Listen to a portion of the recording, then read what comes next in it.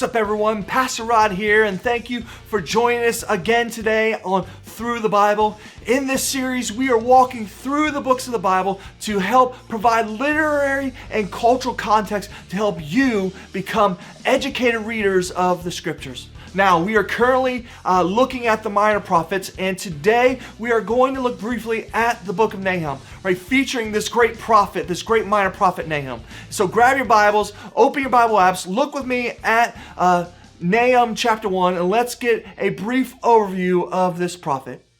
It says this in verse 1 of Nahum chapter 1. It says, "A prophecy concerning Nineveh, the book of the vision of Nahum the Elkoshite."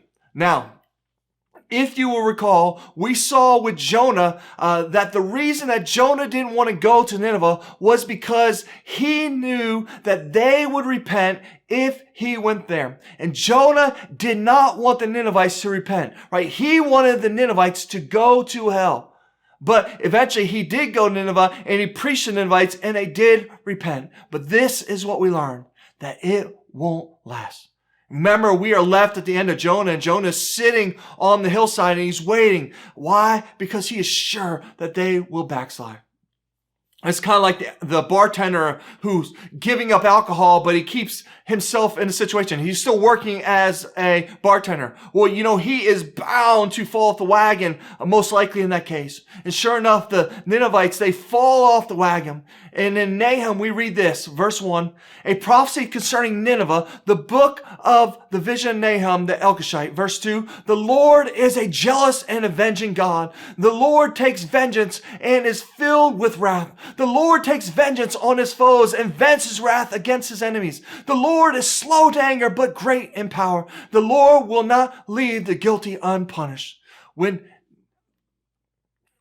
Nineveh slides, right, Nineveh will be punished. And sure enough, Nineveh is the capital of Assyria. Remember Assyria, right? They attacked the northern kingdom of Israel in 722 BC. They completely obliterate the northern kingdom of Israel, right? And then the 10 northern tribes, they are wiped out. And then they go down and they attack the southern kingdom of Judah in 701 BC. But remember what happened. God rescues the southern kingdom and Jerusalem from the hands of Sennacherib. Right? So then Sennacherib, remember, he goes back up to Nineveh with his tail between his legs. And 20 years later, he is assassinated by two of his sons. And with the defeat at Jerusalem and the assassination of Sennacherib, Nineveh and the Assyrian Empire begins to decline. And eventually it will be conquered by Babylon. Right? And then Babylon will be conquered by Persia, and Persia conquered by Greece, and Greece conquered by Rome, and so on and so on. But think about this.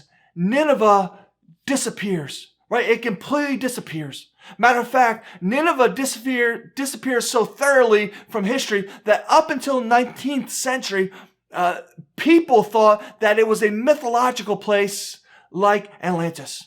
Right? There was absolutely no evidence of this great city of Nineveh, that it ever existed. Remember in Jonah, we read that there was 120,000 people that lived in Nineveh, right? And so that is a really big city, especially at this early point in history. Think about New Testament times. Rome is the largest city in the Roman Empire. The second largest city is Ephesus. And Ephesus had about 250,000 people. And so that is a very, very, very big city. But imagine 750 years earlier, the city of Nineveh, right, northern Iraq today, right, being about 120,000 people. And for comparison, when you're talking about cities in the ancient world, you're typically talking about about 10 to 15,000 people, if it is a really big city. And so 120,000 people is an extremely large city. And so the question is, what happened to it, right? What happened to Nineveh? Where in the world did it go? Well, in the mid-19th century, a British archaeologist named Sir Austin Layard, in 1847, he discovered the remains of Nineveh buried 40 feet beneath the sands in northern Iraq, along the Tigris River, and an area today that we know as Mosul, Iraq. Many of us will remember that from the Persian Wars, the Persian Gulf Wars, but it's been excavated.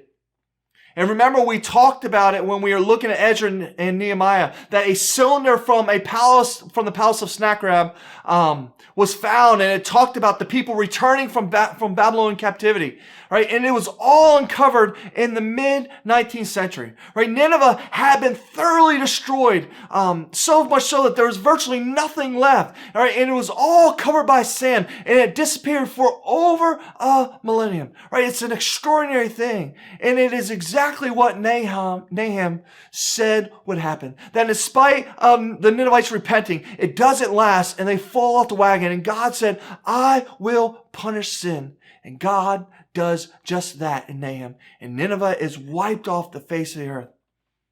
And that is a brief overview of what the book of Nahum is all about. Next time, we're going to look at the book of Habakkuk. So we'll see you then.